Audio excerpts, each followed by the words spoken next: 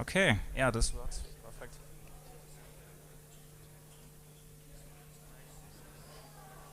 Yeah, I mean, we will manage. I mean, the discussion might be a bit shorter.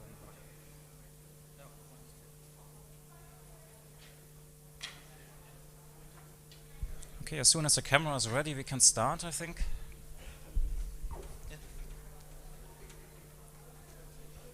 Yeah, yeah. You?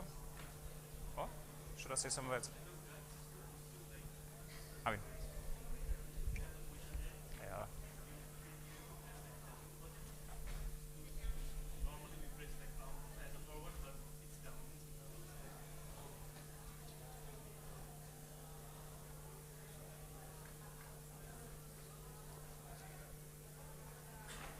Okay. Okay, I got the sign we're good to go. Therefore, warm welcome to our session translating nexus thinking into practice. My name is Björn Weser. I'm here today with my colleague Alia Asobayeva from the SDG Nexus network.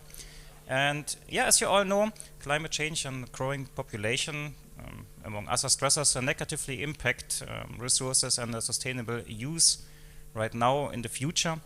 And this is often investigated in something like this WEF nexus or different nexi, which actually take into account different points. I know my screen is off, doesn't matter. And this is what we're actually dealing today with in our session. We will have a look in different parts around the world, how this nexus thinking can be put into practice, how it will help to tackle these challenges we explore there. We have presentations dealing with rural areas, with urban areas. We are looking in global perspectives.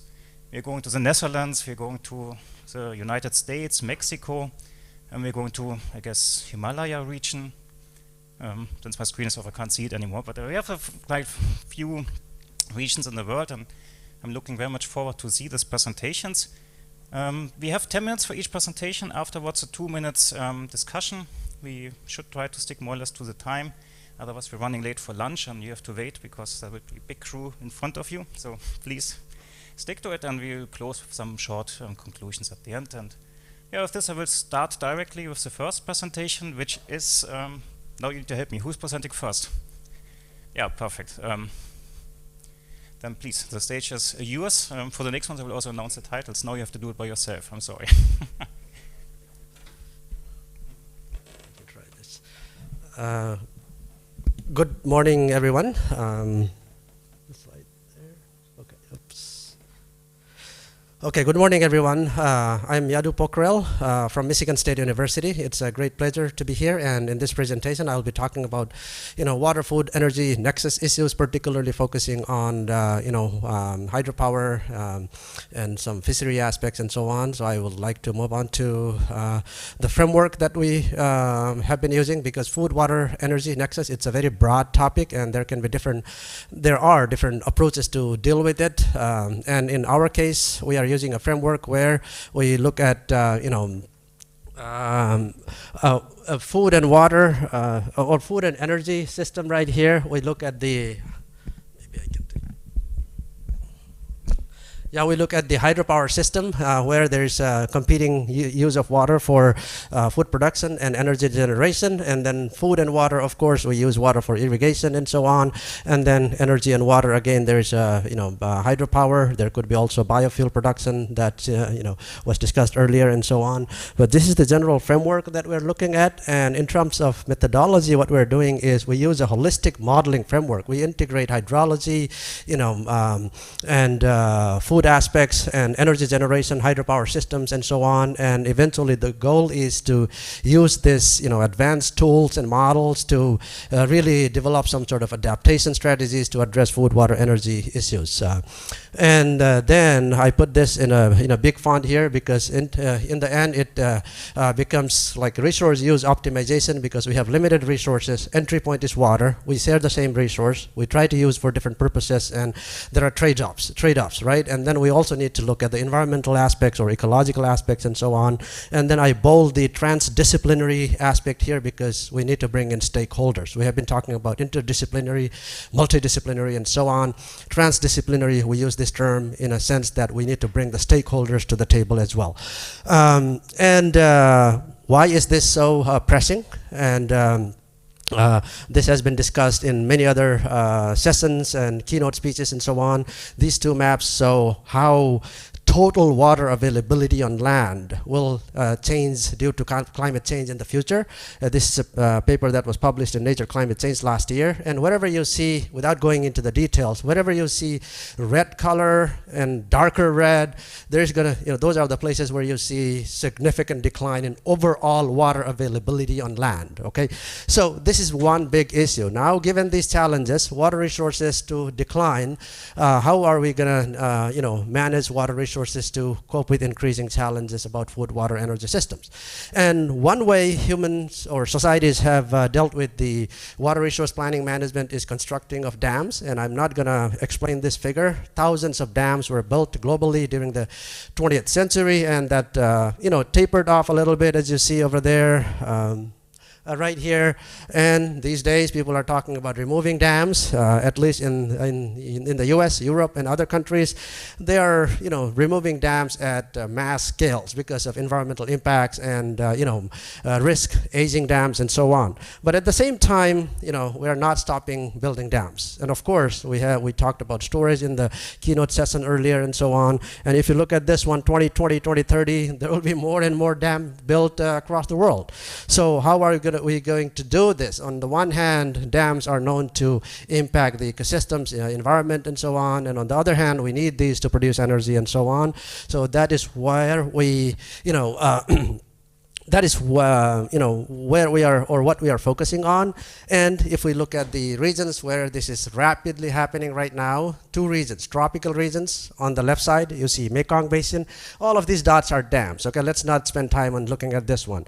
Right side, this is Amazon River Basin. Of course, the world's most richest and most biodiverse river basin, right? Same thing, 400 dams or something to be built. So these are the issues that are happening. And we are asking some scientific questions. Later on, I'll move on toward how we help or how we bring stakeholder into the table and so on. But we also want to make some scientific advances. So, what are the trade-offs between power generation and downstream impacts on hydrological regimes, agriculture, fisheries, sediment, transport, ecosystems, livelihoods, and so on? And how can we balance these trade-offs when dealing with the food, water, energy issues, right? Those are the fundamental questions that we ask. And we, over the years, over the past 10 years, we have built a lot of different kinds of models. This session is not a, I don't have enough time to talk about those, but I just saw one snapshot of what we do. Anything that you see here is, let's say there's a dam over here. How is this going to inundate in the upstream? Or, similarly in the downstream, there's a hydrology model and then a crop model embedded to do food production, and then flooding and ecosystems and all kinds of things. So this is what we do, and I list a few things here. River discharge flow, flood characteristics, dam inundation, downstream flooding, pre and post dam conditions, impacts on fisheries, and so on. Those are the kinds of things that we're doing.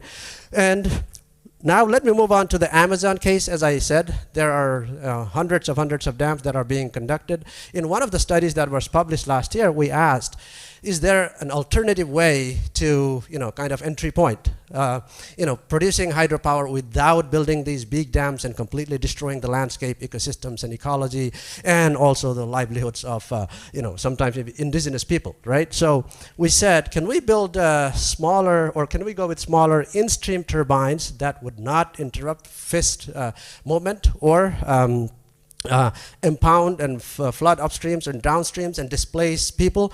And what we did is we use our model here to see how much potential we have if we want to put these smaller in-stream turbines. These turbines just go into river systems.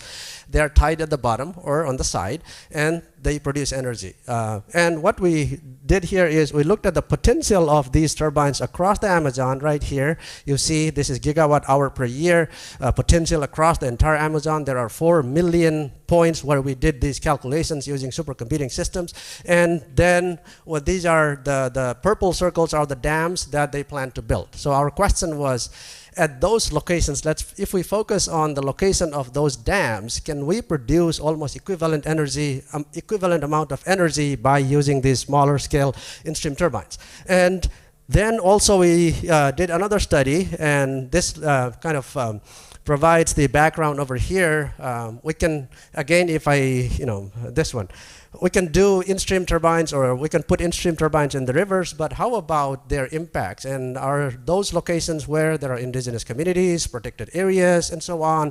So we need to deal with all of those things, right? So we use this approach, and in this map, this is also a study published in Nature Sustainability last year.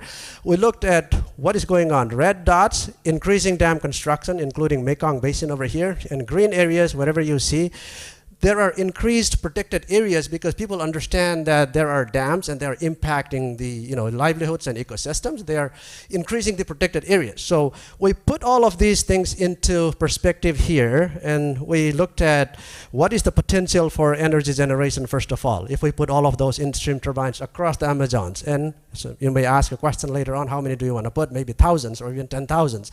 That is the potential. Then we also looked at protected areas. Where are the protected areas? Because we can't simply go and put anything we want in protected areas, indigenous communities, right?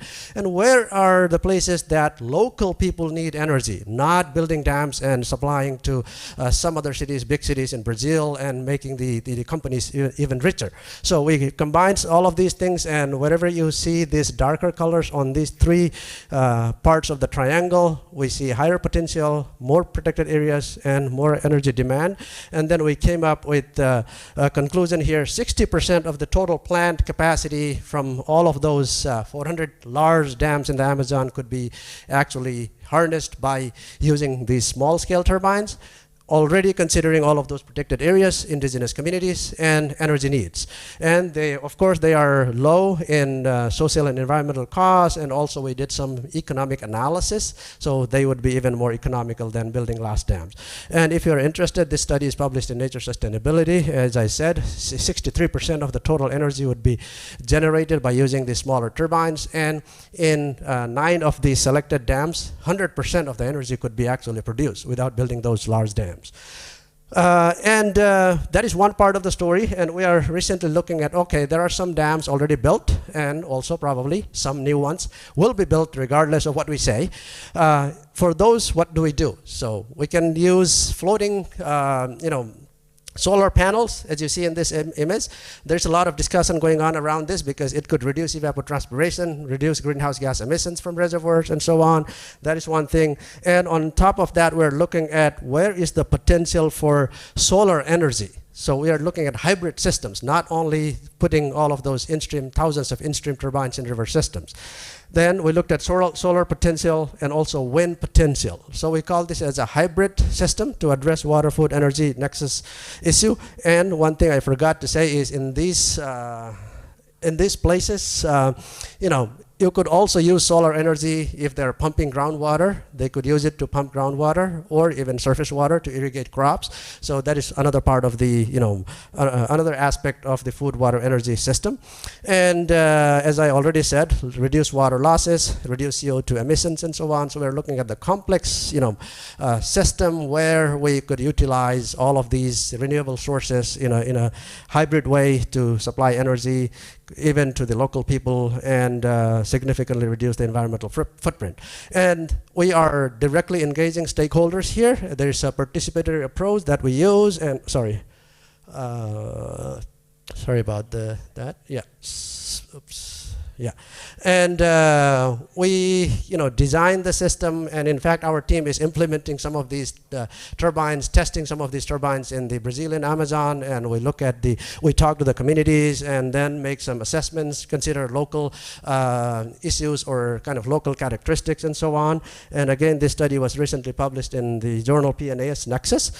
And then also food. One big issue is, you know, fisheries when you build the dams, because fish cannot move upstream if you don't have, you know, if you build a dam, it can block the migratory paths, and also sometimes there can be fish ladders, but they may not work.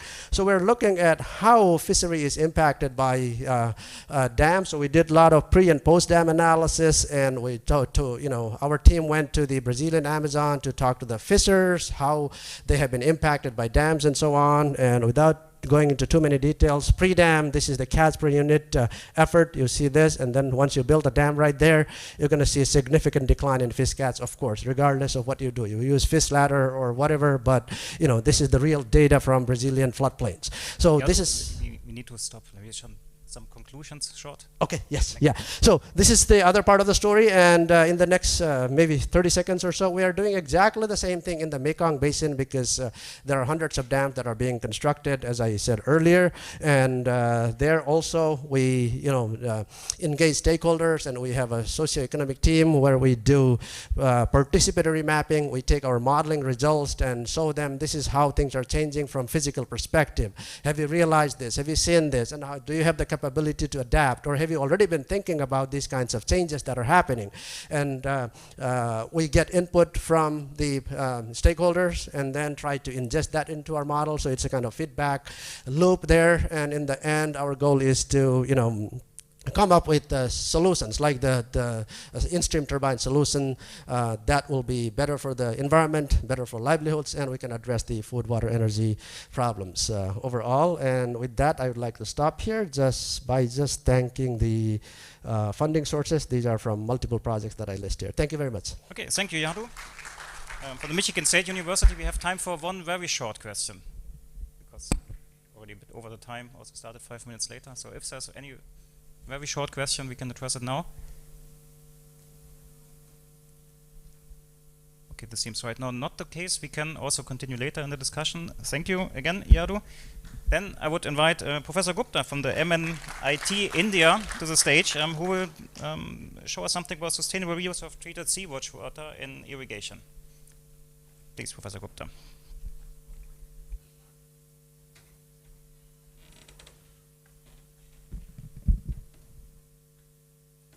A very good morning. I thought that I was 60 plus, I was feeling too cold, but there were so many others. Now it's very comfortable, and I thank the organizers to have taken an action. This is a more focused kind of a presentation. Yadu gave you a wonderful idea about the nexus concept. And I work in environmental engineering, more on the water quality aspects. And I'll try to skip some of the microbiology aspects in details, but nevertheless, I want just to make an issue that when treated water is used, treated sewage is used, so it's fishing in the wrong waters. You got to be a bit careful about the health issues. About 2 years back, we published a paper. This World Environment Day concept was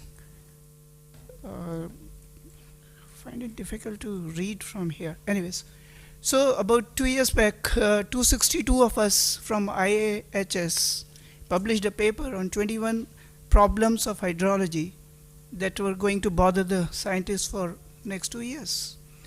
And there were 5 of us, vice presidents, water quality. We put our heads together to say that what are the water quality issues which are missing in this concept. So that is how it all started off.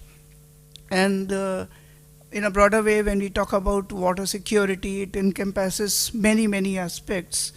But biological contamination is something very important, and especially when you are using sewage for irrigation. And nowhere now we can ignore sewage. It's no more disposed of, at least in India, at most of the places, into the rivers or any water body. It goes for irrigation. Our irrigation requirements are tremendous. So there come the recycle issues. And the most important aspect of the tertiary treatment of sewage, when you use it for irrigation, is disinfection. And are we really doing adequate disinfection is the biggest issue, because we have isolated many such bacteria which are resistant to multiple antibiotics, including colistin, which is the last resort antibiotic given to save some person. They are resistant to chlorination, they are resistant to UV, and whatnot. I mean, it's something amazing resistance that they offer, apart from being antibiotic resistant. And that really makes us think that when you are using sewage for irrigation, what kind of disinfection strategies would be required. So without stopping at these slides, wastewater, its reuse in irrigation is common across the world, not India alone. It's practically all parts of the world. Antibiotic concentrations have been reported in the treated sewage, again across the world, and a variety of antibiotics. You can see the full list in the full paper. And what is the fate of antibiotics? What is the fate of antibiotic resistant bacteria? What is the fate of antibiotic resistant genes? Is something of high importance to understand.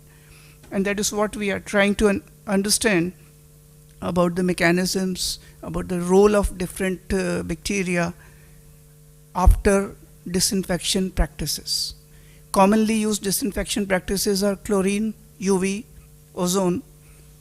And we developed a strategy called hybrid disinfection, because when we started off with our works, tracking various pathogens and tracking various coliforms, we found that when we meet the coliform standards, normally the pathogens vanish, the routine pathogens. But we found new pathogens like Stenotrophomonas, Morganella, and they were found to be highly resistant to antibiotics. So we thought whether they were getting removed in the disinfection or not. And we found that they were not. Many of them were revegetating.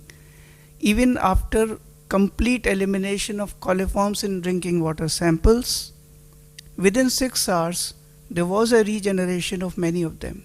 And we changed the concepts of coliform being absent, being safe. It's no more safe.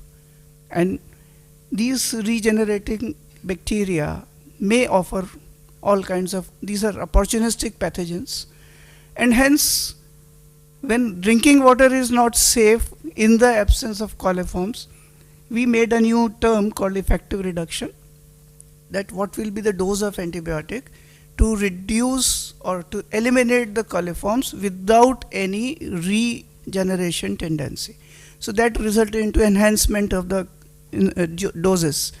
But still this antibiotic resistance was a major issue, because in sewage you never take it to 0 coliforms.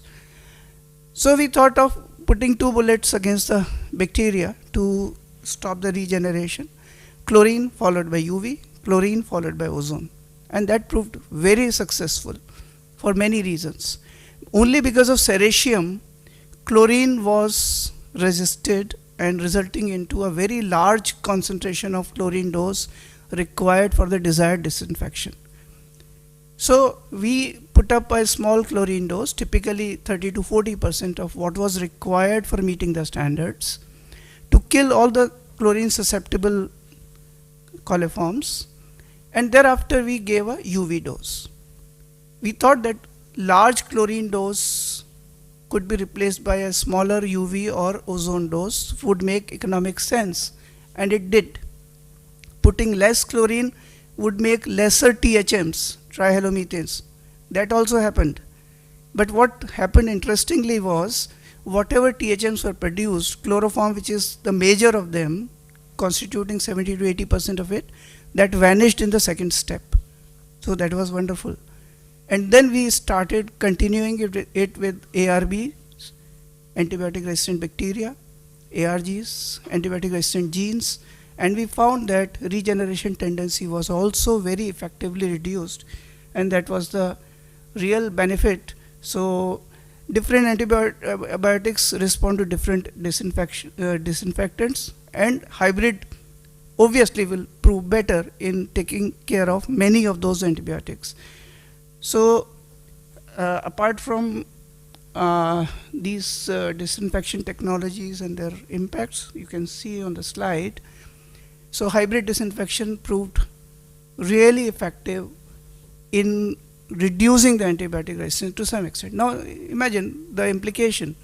You may need marginally extra dose, a new standard. Maybe earlier WHO prescribed 1000 total coliforms per 100 ml. Then came 200. In some of the places in US, they follow 80 total coliforms per 100 ml. Maybe you increase the dose slightly, taking care of the new constraints of antibiotic resistance, and you have the answer. Another technology which is considered in general as a rural technology, wetlands, constructed wetlands. We have taken the wetlands to a new level altogether. This is a deep wetland. Normally wetlands designed across the world are typically 0.7, 0.8 meters, nothing below it. So we performed a lot of mathematics with it, and we doubled the depth, and now with double the depth, half the surface area, we are having no compromise on the organics removal, much higher nitrogen removal, much higher phosphate removal, and much higher antibiotic resistance removal. Because there is a bottom anaerobic zone which helps us hydrolyze all the complex molecules, and now with half the surface area, we are bringing the sewage to the standards for organics, nitrogen, phosphorus, sulfates, because of anaerobic zone at the bottom. And the detailed works are going on antibiotics removal, but ARB and ARGs, we have already proven some of these data, because one more minute probably. So these are the data on our total coliforms, fecal coliforms. Klebsiella we found to be cholesterol resistant, which was never reported, and thereafter we were flooded with the news that Klebsiella killed so many people because they were not responding to any antibiotic. So I think these are the data on wetlands. Heavy metal removal is also much better in wetlands compared to the others because of various processes that go on. And just to conclude, that hybrid disinfection is one thing which you cannot ignore in the changing world, where almost all the sewage is being used for irrigation. And we have been able to exploit the processes like NMOX, heterotrophic nitrification, aerobic denitrification, and many others to remove multiple nutrients from sewage with simple technology like wetland. I've been invited at Loughborough next June and next December to NDSU for keeping one full-scale wetland into a process where even temperature could be arrested in between. Thank you so much. Okay, thank you, Professor Gupta, also for staying in time. So it's a very interesting presentation. Any questions to Professor Gupta? I see one in the back, please.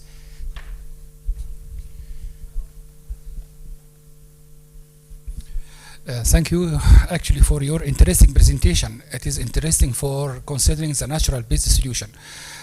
But it is vertical constructed wetland. This is vertical constructed wetland. That's it. Constructed. I couldn't get your question. For the constructed wetland unit, it is vertical or horizontal? It is horizontal subsurface flow constructed wetland. I think it is vertical. Instead of 0.8 meters, it is almost 2.2 meters deep. The bottom 2 meters, 0.2 meters is fully anaerobic. And we found with our AI applications that up to roughly 1.6 meters, it is aerobic, doing well with the organics removal, doing well with the nitrification. And NMOX is towards the end of this wetland, almost near the exit, where there are no organics left. Then we get these autotrophic bacteria which are still able to denitrify, as well as some sulfur bacteria which are able to denitrify with microaerobic conditions also existing, because these are certain very different kinds of bacteria, so I didn't elaborate upon because I was not very sure as to who could really be interested in. Okay, anyhow, for the removal of heavy metals, which is more efficient from your obtained results? I will not say that we have any primary data on wetlands for heavy metal removal, and that is why my table was on all secondary data, only for wetland. Antibiotics, yes, we have our primary data. Okay. I guess we continue discussion later with Professor Gupta because we're running ourselves out of time. Thanks again, Thank Professor you so Gupta. much. Then I would invite Pedro Redo from the Universidad Federal de Rio de Janeiro to the stage, who will show us something about the implementation of land use, energy, water nexus analysis and decarbonization strategies in Brazil. Please. Thank you. Hi, everyone. My name is Pedro. I'm a professor at the Federal University of Rio de Janeiro, but I should give credit. The true author of this paper is Eveline Vasquez. I mentioned this yesterday in my presentation yesterday, but she wasn't able to attend this meeting. She apologizes, and I'm here representing her, trying to do my best. So basically what I'll try to do is present a little bit more on her PhD thesis, which was to incorporate water into our energy and land use model for long-term expansion in Brazil, assessing in mitigation scenarios, adaptation scenarios. Yesterday I presented on adaptation. Today I'll present a bit more on mitigation.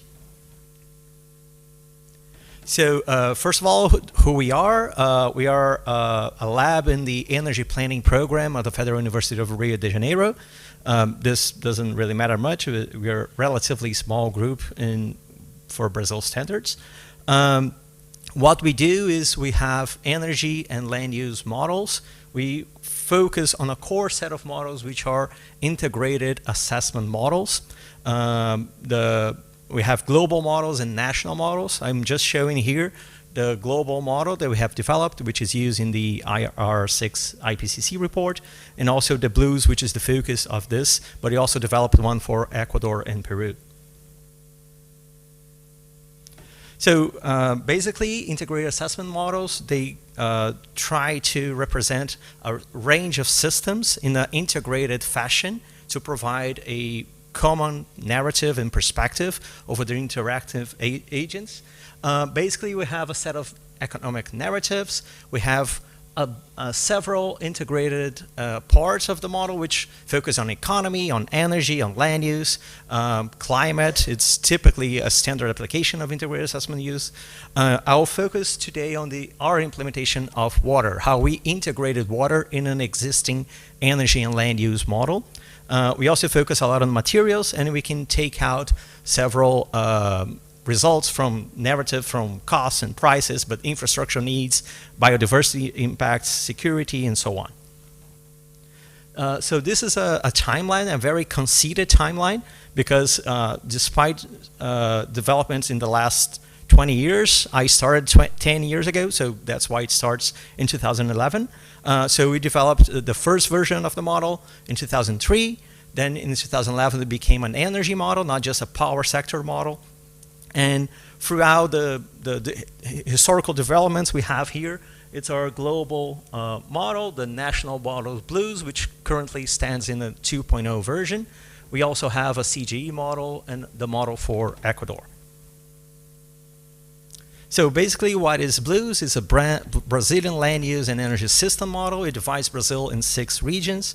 It goes up to 2060. It is a bottom-up model. That means that it's very technologically detailed for Brazil.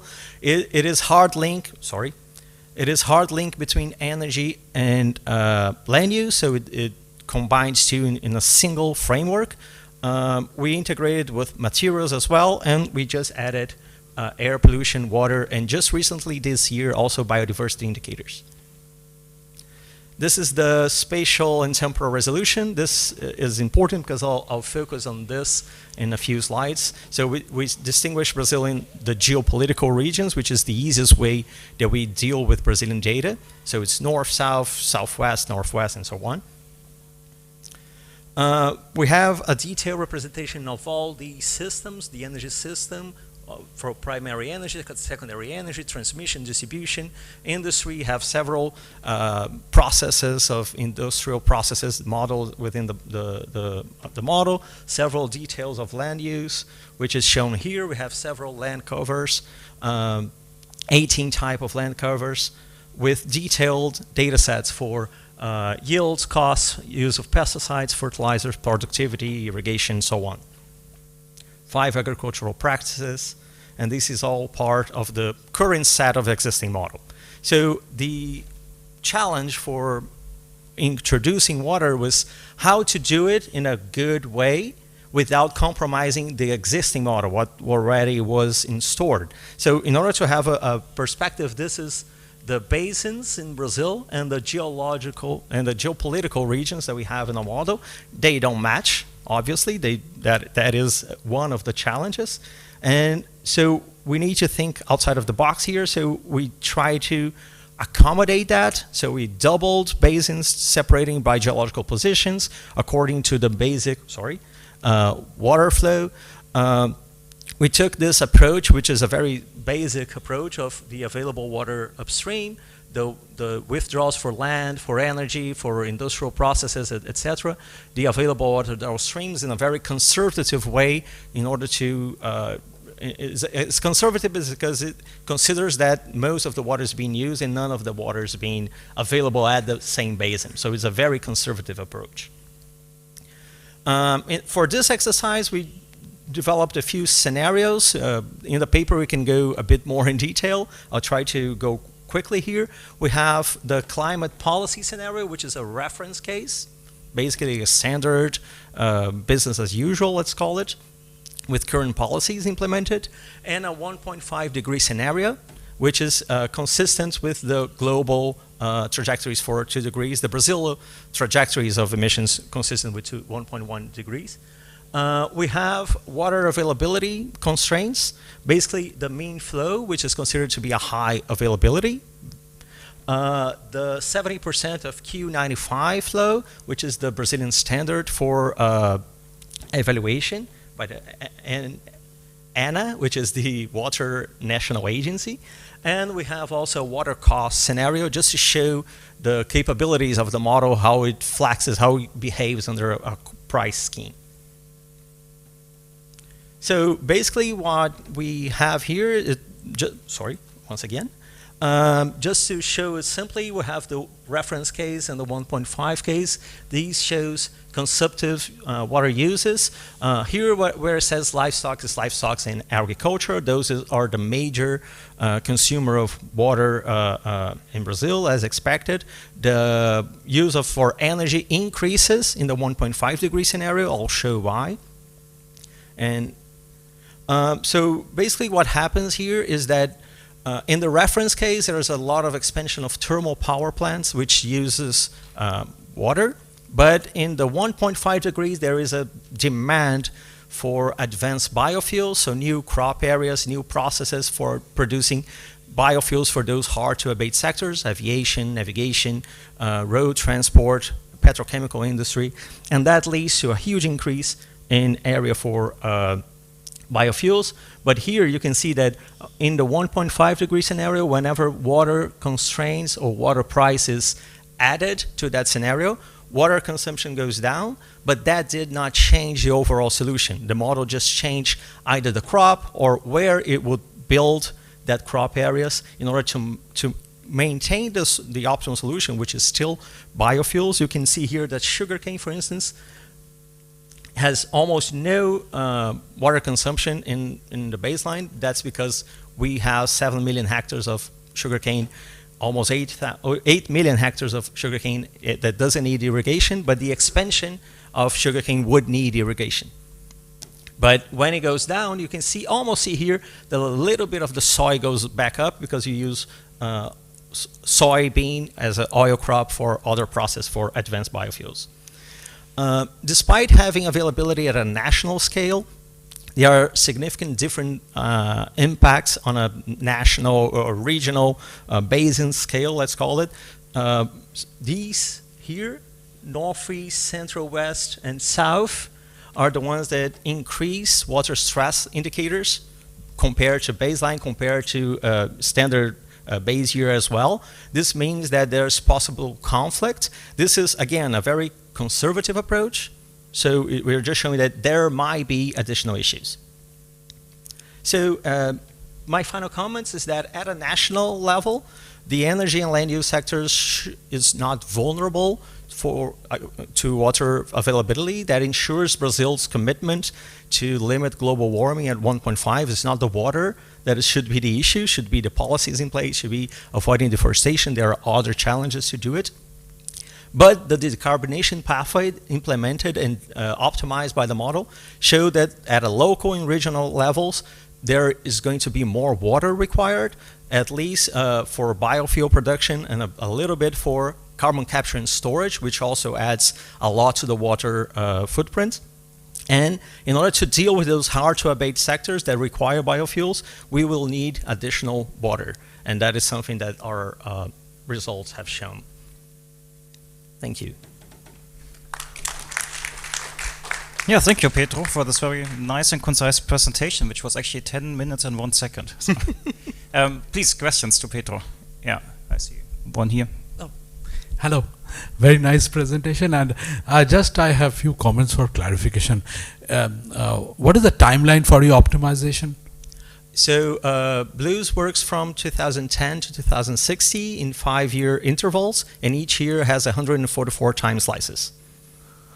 Each year 144 time slices. So 12 months, 12 2-hour period. So you do optimization per year and aggregate, or no? It's dynamic. No, it's a full-time optimization, perfect foresight optimization. Okay. And thank you. And just one more clarification is that so you have also taken into land-based use pollutions in your model, land-based pollution, agricultural pollution, in the water source, diffused. No. In the water quality, we have not implemented water quality aspects at this point. We do account for air pollution, we do account for fertilizer use and GHG emissions, pesticides, but not. We have indicators, but we haven't evaluated those indicators yet. Yeah. Okay. Thank you. Okay, thanks. One more quick question, if there's any. Yeah, please. Thank you very much. This is Takanoki from Japan. That my question is, what could be that the adverse impacts of the increase of the water demand for power generation? I mean that the water demand could be increased, but what would be the environmental or the water resource allocation impacts due to that the water demand for the power generation? For power, okay. Basically, power generation already has a very small quantity of water being consumed in Brazil. We have very little. Over 80% of our generation is hydropower. We do have a small part that is thermal power for peak generation, nuclear, and so on. If I took on the presentation that I did yesterday, became more clear that the expansion in the reference case increases a lot the water consumption because we have an expansion of large thermal power plants. But in the 1.5 degree scenario, it's not really that case, because we have a large expansion of wind, solar, maybe some biomass with carbon capture and storage, but it's small scale. So mostly the increase in additional water usage from the 1.5 degree scenario comes from biorefineries, biofuel production in the agricultural side, not really from the power sector. Thank you very much. Okay, once again, thank you, Petro. And now I would invite Afan Usaman from the Center for Policy Dialogue in Bangladesh. He will present on climate change adaptation and cost-benefit nexus in the Hindu Kush Himalayan region. Please, Afan, the stage is yours. Thank you. Welcome to my presentation. So my study is basically focused on the Tista River basin of Bangladesh. So it's a Himalaya-sourced river basin and shared between India and Bangladesh. And due to the climate change impact, this river basin is facing tremendous floods, flash floods, and river bank erosion in the monsoon. And in the dry season, this river basin is facing significant water shortage as well as drought. So the adaptation is the priority of the people, those who are living in these river basin areas. So and also what I'm doing in this paper, I have prioritized some promising adaptation options and did some assessment from the perspective of social, economic, and environmental perspective, so that we can take informed decision which adaptation we can take, and we can prioritize, we can further strengthen for the vulnerable people. So the major objective of this study is to assess the prioritized adaptation and provide information on the economic return, benefit cost ratio, and also check the effectiveness of these adaptation options to the extreme weather events. And let me give you some overview of this Tista River basin. So this river basin mostly shared with India and Bangladesh, and is originated in the Hindu Kush Himalayan region. And in Bangladesh basin, nearly 21 million people is living in this area. And most of the people of this river basin are poor, and the literacy rate is very poor. This is only 39% people are literate in this basin, and there is nearly 5,000 villages in the basin area. And out of 1,200,000 catchment area, Bangladesh is sharing only 2,000 hectare, and there is only 24% settlement, and the whole water body in this area is only 4.6. So there is another aspect of this river basin. So both India and Bangladesh has constructed barrage and dams in this river basin area, and here you can give some overview of the structure and some elements of this dam. So you can see in the upstream part of the river, India has constructed a huge dam and also hydropower, and here they brought nearly 900,000 hectare under irrigation. At the same time, Bangladesh has brought nearly 700,000 hectare under irrigation. This is for the entire command area, and the beneficiary of Indian part is 8 million, and in Bangladesh part this is 21 million. So as I said before, as there is extreme weather events, both fast onset and slow onset, so there is already some adaptation options people are practicing. So it's very good to know which adaptation options are much more effective and giving more return to the vulnerable people.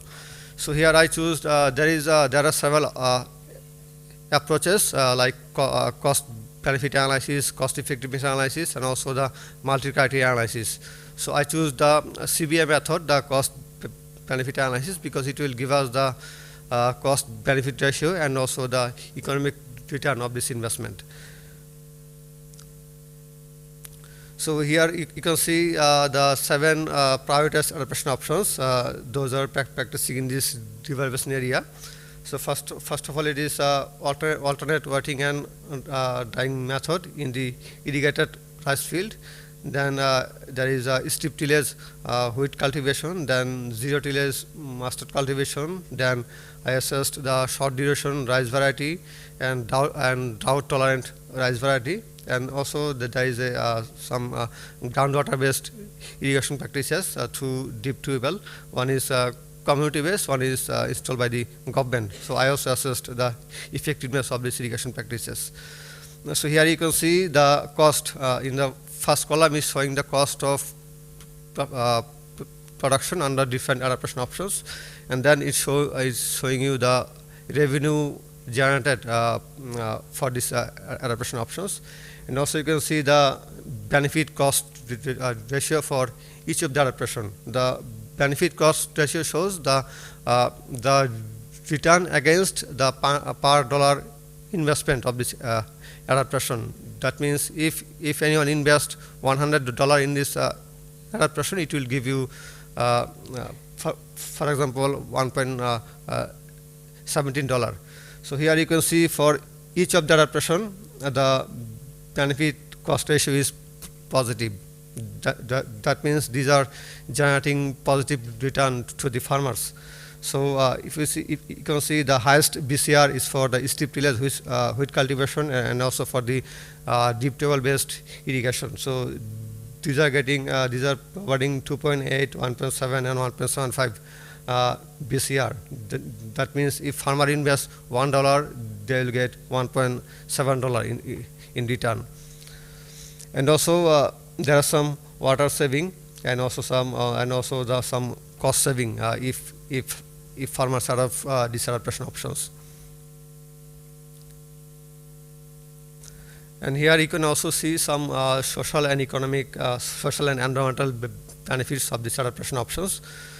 So each of the adaptation options are generating employment, and it has some market access, and it also saves some water.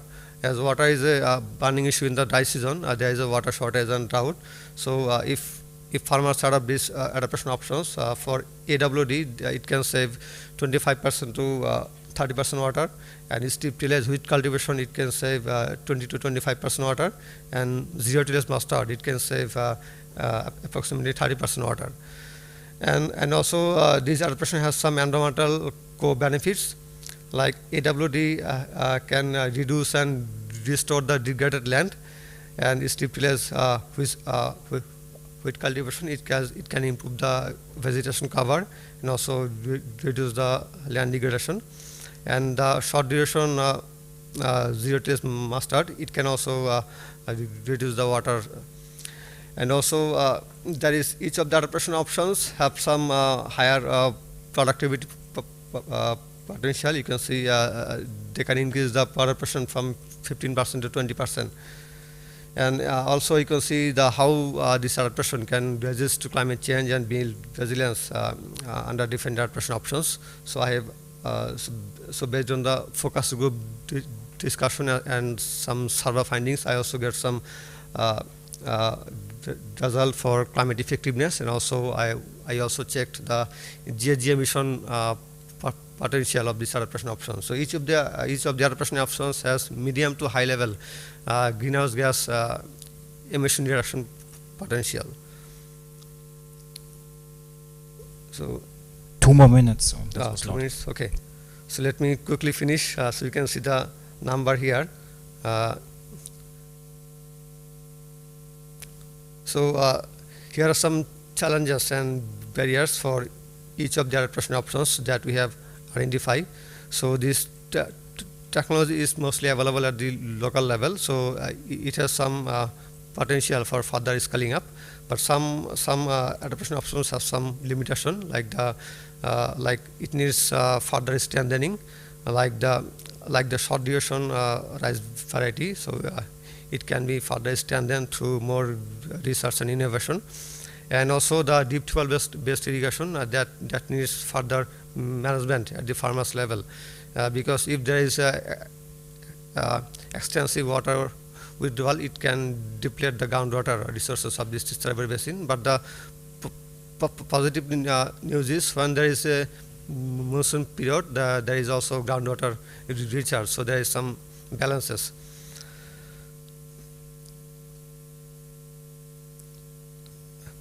So Bangladesh has some target for the agriculture sector in their NDC. So if these adaptation options can be scaled up and further strengthened, it will support some NDC targets, like it can improve water management in irrigation system, it can improve the rice varietal improvement, and also improve the land management.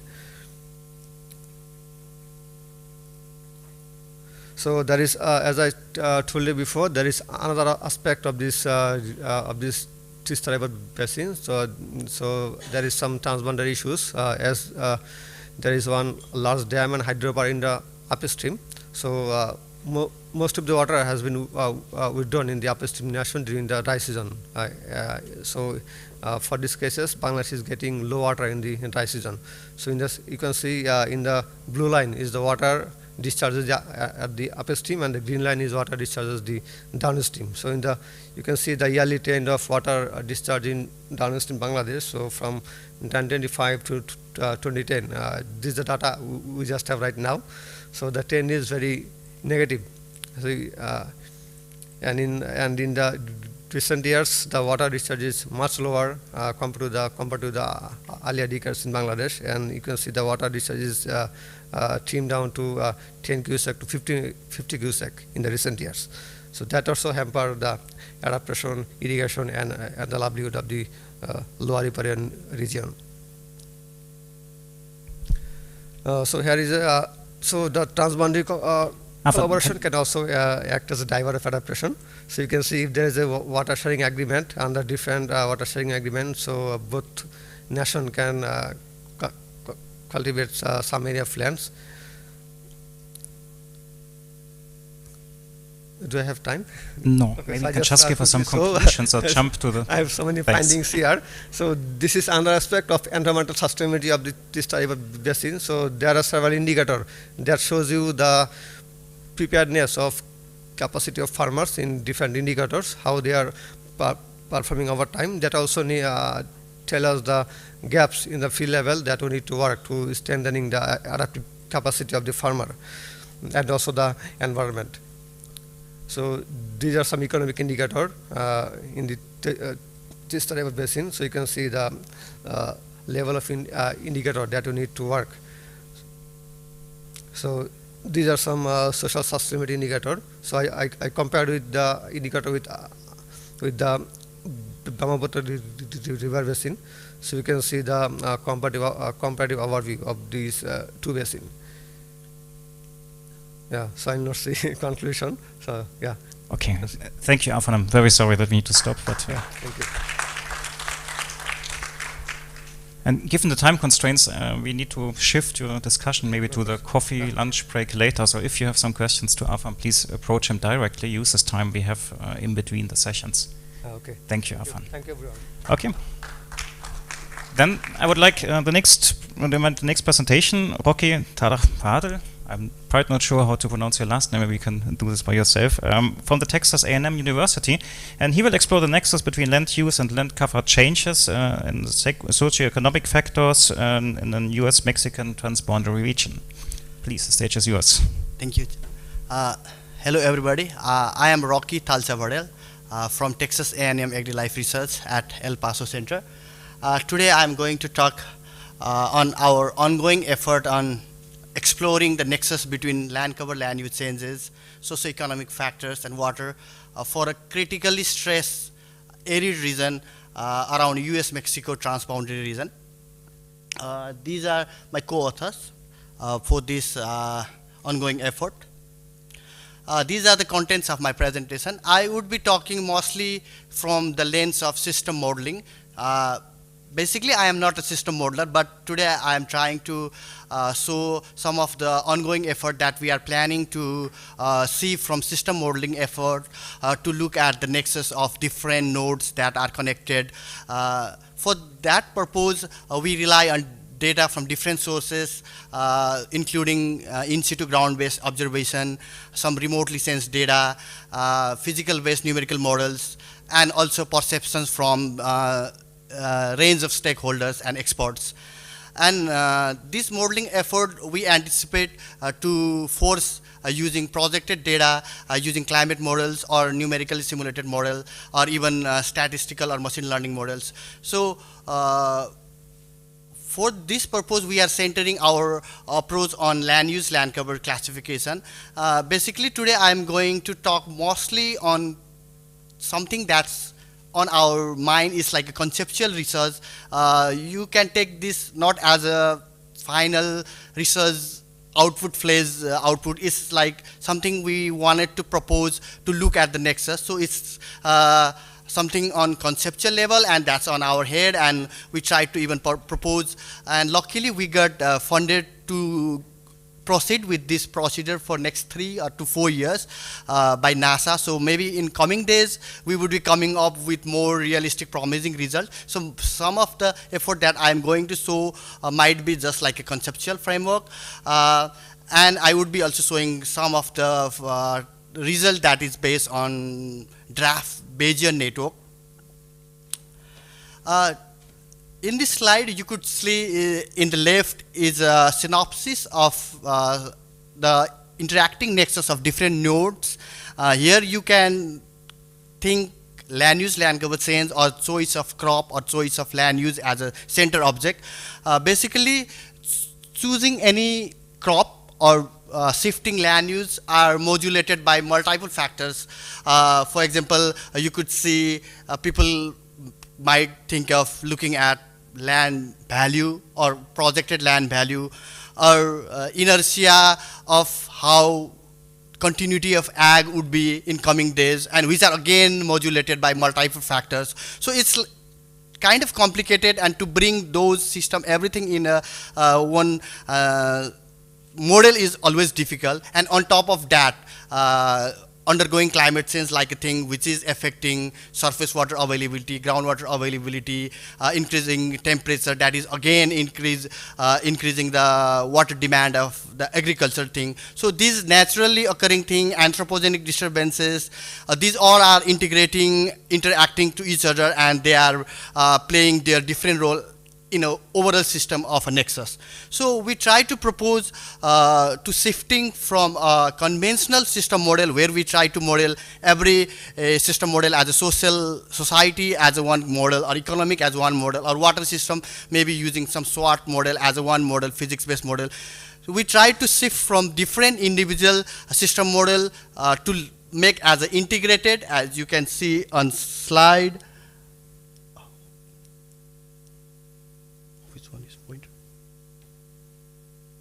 Sorry. So we are trying to propose an integrated framework where we're gonna include stakeholder interaction from start of making this model. So we come up with the idea to have a mental model from different stakeholders. So the mental model is something that's on our head, like something is connected like this, but depending on group of people, that mental models can be different. So with series of interactive mental model, we plan to develop a final integrated system model.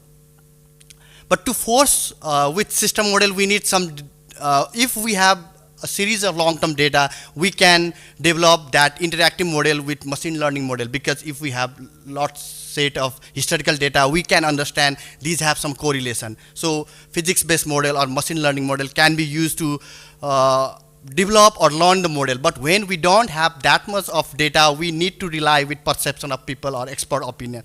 So taking this everything into consideration, we try to propose this framework to implement in transboundary region around El Paso area, which is located in southwestern Texas. It's transboundary between US and Mexico.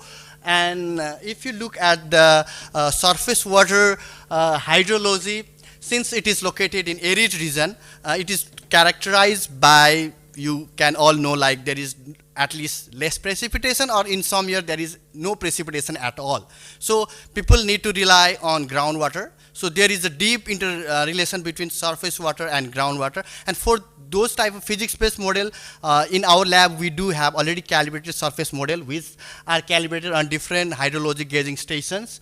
And for groundwater, we do have already calibrated mod flow. And I wouldn't go in detail with physics-based model right now, but on our lab, we have already calibrated and also coupled this surface water at SWAT and groundwater with mod flow. So you could here you could see a synopsis of some example where we could see the coupled SWAT mod flow, which is our approach, is far better than only groundwater model. And with this integrated coupled physics-based model, we could simulate different scenario.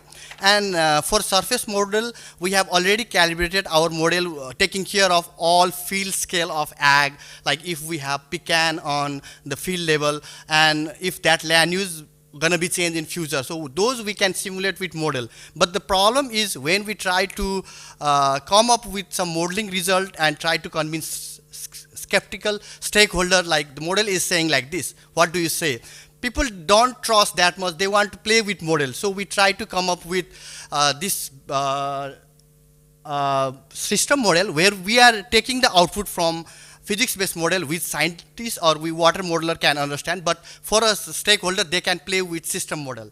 So the output of this kind of model with different scenario, we're gonna input on our system model. And another beauty of another innovative idea that we are trying to use on our modeling framework is we are trying to use remotely sensed data, so that, for example, in the selected area in US and Mexico, the data availability, data spatial availability are totally different. For example, on US side, we have crop data layer that are available in 30-meter resolution with a detail of which crop are cultivated at which year kind of thing, but it's not again same to Mexico. So we are trying to develop a modeling framework which can be scalable or replicable across the globe in coming days. So we are trying to use deep learning technique using remotely sensed data and blend some of the maybe low spatial high temporal data and high spatial low temporal data to blend with both high spatial and high temporal kind of data and come up with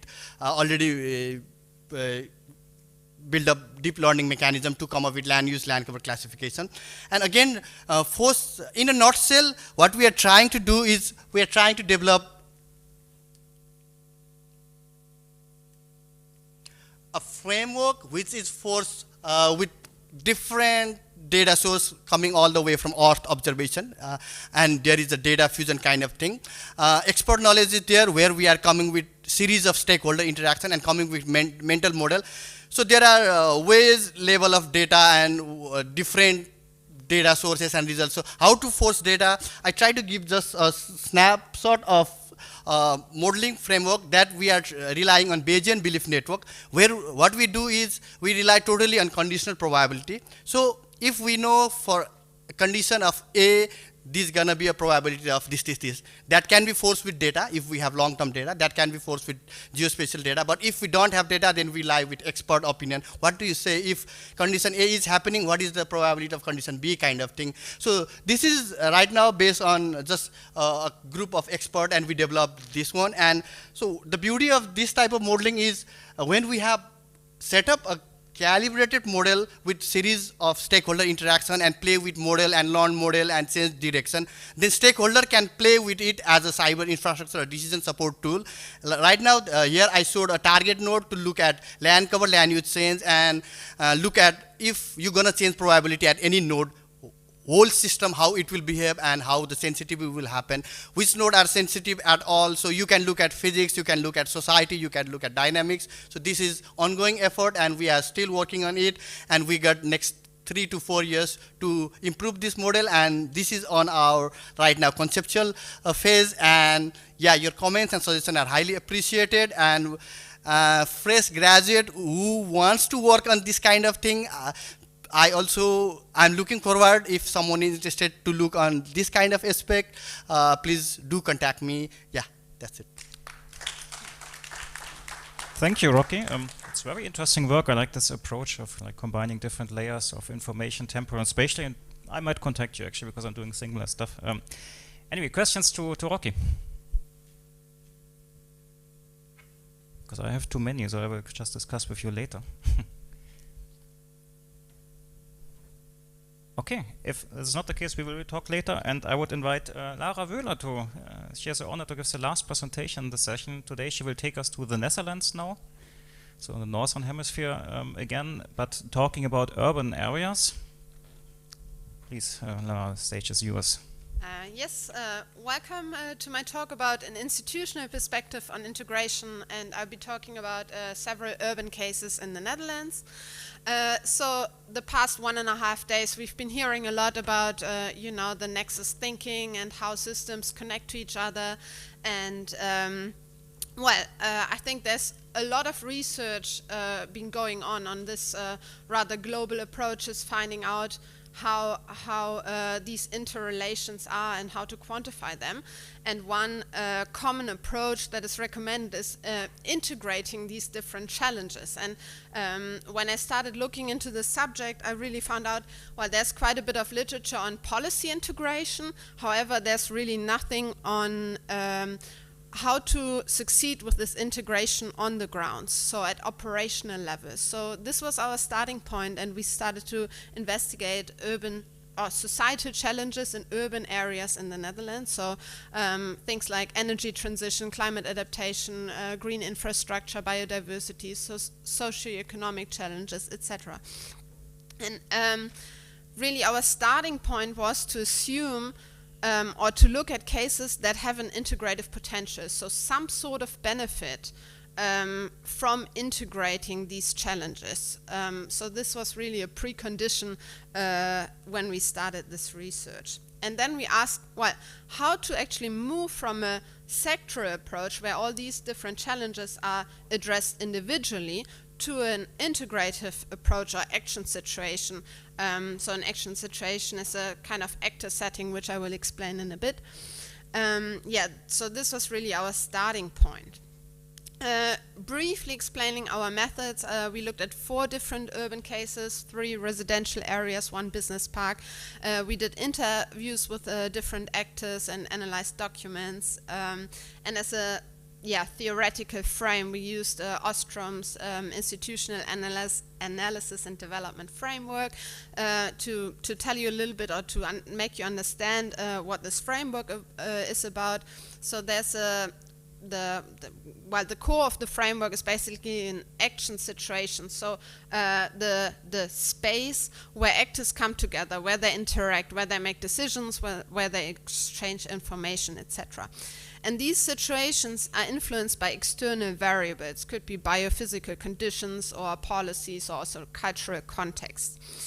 And that's what we try to analyze, these external variables on the one hand, but also how this situation among actors is actually functioning for integrative settings. And the framework describes 7 rules of an action situation, which is a position rule describing how roles and responsibilities of actors are, the boundary rule saying who's in and who's out, information rule describing information exchange, the aggregation rule describing the decision-making mechanisms, choice rule, what actors are actually having what tasks and what are their responsibilities, payoff rule, so who is benefiting and who is having what costs, and lastly the scope rule, which actually defines the envisioned outcome of this actor setting. Coming to results, so as I said, we investigated 4 cases, and they all had an integrative potential. So this was the starting point. And we found that only one of them was really integrative at operational level, so at municipal level, trying to combine different challenges such as energy transition. I don't know, do I have a... energy transition, green infrastructure, biodiversity, societal challenge, socioeconomic challenges, and the infrastructure revision.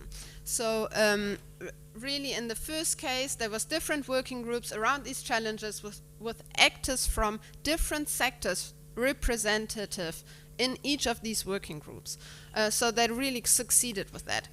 And then we found 2 cases that were really non-integrative. So one was due to external variables. So basically because of a lack of time for the energy transition, this couldn't be combined with the other challenges that were already starting to implement. Another case was purely focusing on the energy transition. So that was really in the focus, and they said, well, if there's also benefits for, let's say, climate or biodiversity, that's fine, we are happy about it, but really we focus on the energy transition.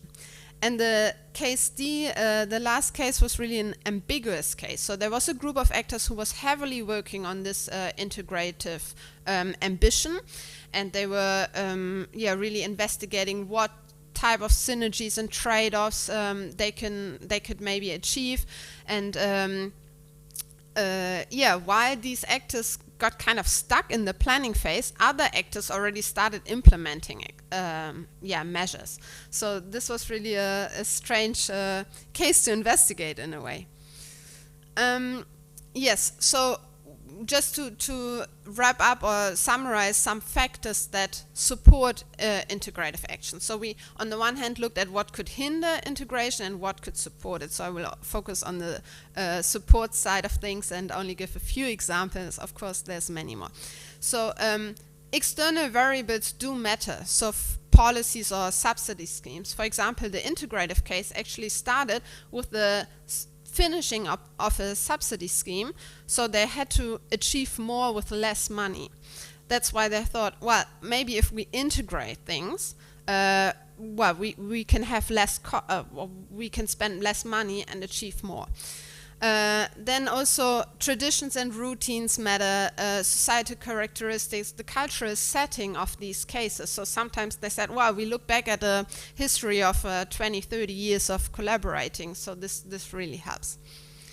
But then also, of course, within these action situations where the actors are, these rules play a role, and just to mention some examples that help for integration here. So if they had shared responsibilities, that was really of added value. Then inclusiveness. So concerning who is in and who is out, they were really emphasizing also that opinions that are not represented by physical actors, such as nature, for example, that they should be represented in some form, and there should be a spokesperson for all these different challenges that they wanted to include. Open information exchange, that very concrete ideas about how to use tools and share information through that, or also how it helps to really work with open books also in terms of financial aspects, which is very uncommon, I think, in the current sectoral practices. Participatory decision making was mentioned to support integration. Defined roles. Fair sharing of cost and benefits, and also maybe looking at the, if we have this small urban region, looking at, okay, what would be the optimum to achieve as a collective rather than achieving individual optima. And to have overarching objectives, that was supposed to help as well. Coming to the main conclusions, so we really found that for integration we would recommend to first agree on an outcome with the actors that you're sitting on a table. See what level of integration you want to achieve, what challenges you want to address mutually. And then define the process, then start working on a good information or supporting information exchange, how decision making can work for such integrative processes, etc. Some further minor conclusions, so especially for urban areas where space is scarce, which is really the case in the Netherlands, that's highly densely populated, the integration of different societal challenges is a promising path, and I think we've heard about that with the agrovoltaic yesterday, for example, and our study kind of proves that. However, we took the integrative setup as a starting point, and therefore, while we really recommend future research to also investigate if for some cases a sectoral approach might even be beneficial as well. So this was really something we didn't really look at. With that, I would like to close and thank you very much. Yeah, thank you, Lara. Perfect. This gives us even another minute to address some questions to you. So please, are there any questions to Lara?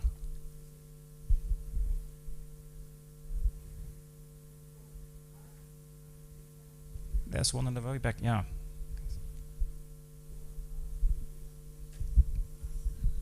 I think you said you only did the integrated for the case of energy transition, but you mentioned that you also look at green infrastructure.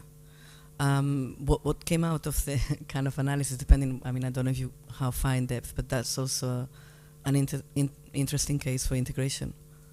Yeah, so, well, our focus was really on the institutional integration rather than the physical integration. However, what we saw in some of these cases, there's ideas of, well, in the Netherlands, we heat our houses with gas, and there's a lot of these gas piping that needs to be replaced with some source of renewable energy. So there's a lot of ideas going on, and actually now there's a big implementation already going on in those cases that we looked at, where heat grids are distributed to the urban area, so with source from wastewater treatment, heat pumps, etc.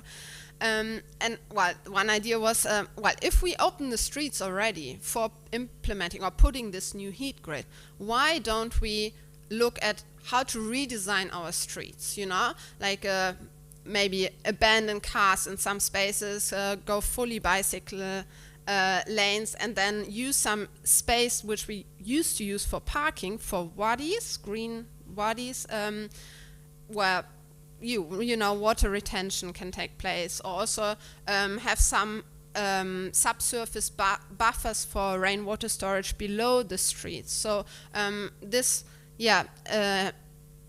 energy transition, like we have to open up the streets anyways, gives a lot of potential for a complete redesign of urban areas. Yeah. Okay, thank you. Further questions to Lara? If this is not the case, we have another about 10 minutes left for discussion and conclusion. Thanks, Lara. I would like to do it the other way around this time, because we have our rapporteur sitting here and taking notes all the time. So I would propose that Alia starts with a short wrap-up, what was the main conclusions of our session, and we use this then as a base for further discussion, the remaining like 8 minutes. Alia. Thank you, Björn. So thank you for presenters for sharing with us your research. So I would like to briefly summarize our session.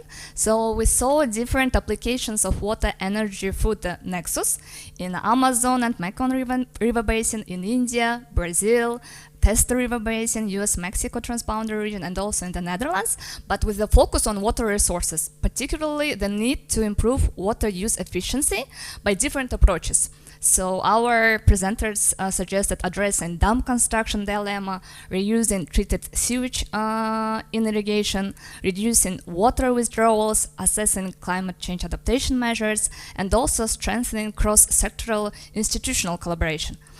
In our session, but also in general in our conference, the issue of nexus thinking was raised a lot.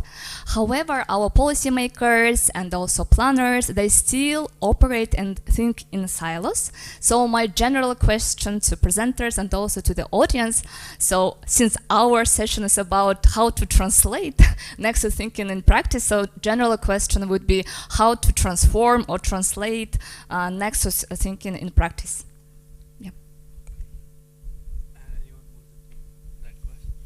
Yeah, thank you, Leo. Now I made some stress for the camera here. Sorry for that. You need to turn. Okay, we can use it as a base of a discussion, I think. Any opinions from the audience, from the presenters? Based on nexus thinking, how do you perceive, is it really implemented in practice? Are people concerning this? I mean, Lara gave already quite a nice, really practical example, but yeah, please. Okay. Well, this may not be the direct answer to how to approach, but what we have been doing in some of our recent projects is, I mentioned the term transdisciplinary. During the development of the project itself, we submit a lot of proposals. Those come through sometimes, and we implement the projects. And one of the biggest challenges was already engaging the stakeholders in the inception stage, development stage, so that they are aware of the common interest. Because a lot of times we develop a project and there are some stakeholders engaged in some way, and we produce something, we show to them, you're already far too long into the process, so it's difficult to really come together. And we face this challenge. We are implementing a project in the Colorado where there's a water crisis going on, and we have another project through Belmont International Forum in which we kind of tried to do this, bringing stakeholders onto the table from the very beginning, and Belmont Forum is strongly pushing that. So I think those are some of the ways we could do this, but of course we have some scientific interest, and there are constraints and bounds for us too. So this is just 2 cents to add. Thank you. Yeah, this is touch a very interesting point actually, because the stakeholder analysis is commonly not really thoroughly done during proposal writing. And also, I mean, for example, the citizens, the people who are affected in these regions are often also like more or less at the end of the stage where they might have some short information, but I mean, it's not really that they're reading scientific papers. So yeah, this is really an important point. Lara, please. Yeah, I would say it's surely not going to happen from one day to another, but I think events like these can have a big impact in terms of starting to shift the thinking from sectoral to nexus thinking, let's say. And well, I would also say for myself, having done this research, I realize sometimes that I am also stuck in my sector. I was trained as a water management person. I have this background, so I just come from that perspective. And when I'm talking about energy transition, I can find it interesting and important, but I will always relate it back to water. And I think it's just a process, but it's nice to see that while all of us are trying and we are doing our best, and maybe in the future we can actually have an impact, and it trickles down to, let's say, policy and operational level. So. Yeah, absolutely. I mean, also we definitely speak different languages. I mean, between policymakers, between scientists, but also within science. I mean, I'm working also in the Interdisciplinary Center. We are working with social science, and always to have this kind of communication sometimes is even difficult because we have completely different perspectives on things. So this is a very important point. Rocky, please. Maybe I can add something like, to overcome to some bit, we try to make this proposal, the one that I presented. In this proposal, we try to say like we are bringing stakeholders from different range, and while developing mental model of different stakeholder, we are allowing them to play with model. The sophisticated scientific model that we play as a water modeler, they don't understand the result that we generate, or maybe inundation model kind of thing. So we try to bring the result from that sophisticated, maybe deep learning, image-based model. We come up with just probability of changes from pecan to cotton. We make them in the probability low, high kind of thing. And we allow this model, which we are proposing as a cyber infrastructure, they just tweak the probability.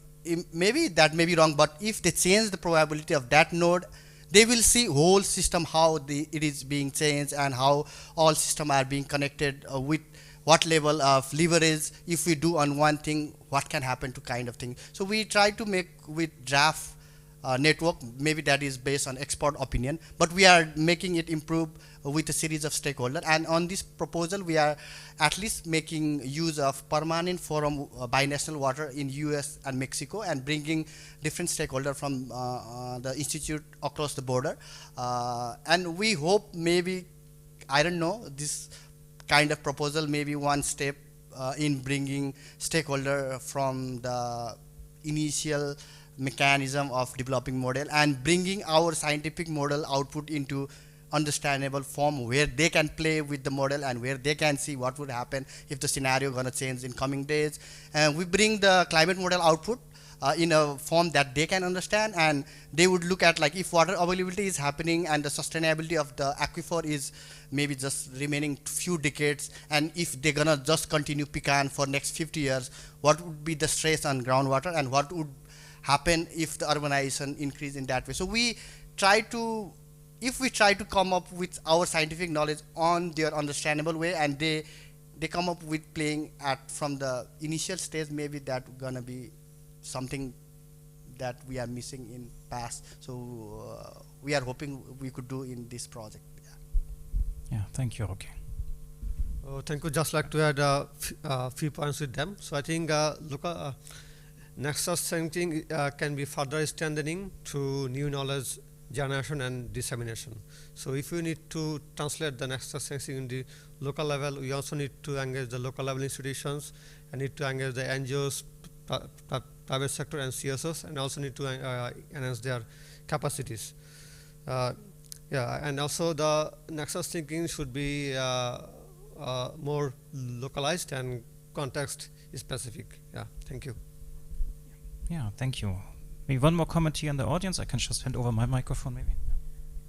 I just wanted to add one point into translating nexus thinking into practice, and I believe policy coherence, exploring linkages between different policies and seeing where these links can come in, and policies with similar objectives or related nexus objectives could come in together. I see a lot of scope of this in India, actually, in the agriculture water space. In fact, something which is we are not talking about, but an employment guarantee scheme in India, the MG Narega, is actually also doing good work around sustainable water resource management. So, you know, trying to find these linkages and actually applying it could be a way out. Yeah, thank you. Okay. I think with this, I also would like to close the session. Then we are pretty much on time. No one needs to starve and can go to lunch menu soon. I would like to thank you, the presenters, for the very nice presentations, but also the audience, actually, because you're really part of this nexus thinking approach, because the Water Security Climate Change Conference brings together these different fields, and it's very important that we're all here. So thanks for attending this conference, this session, but also a warm thanks to our technical support, because it's really actually I appreciate a lot what is going on here in the background. So you don't see it, but there are a lot of screens. They see the slides, they're transmitting it to YouTube. So thanks to you. For the presenters, we have a small package we will hand over to you in a second with some notepad and stuff. So, okay, then with this, please enjoy your lunch and see you around the next days.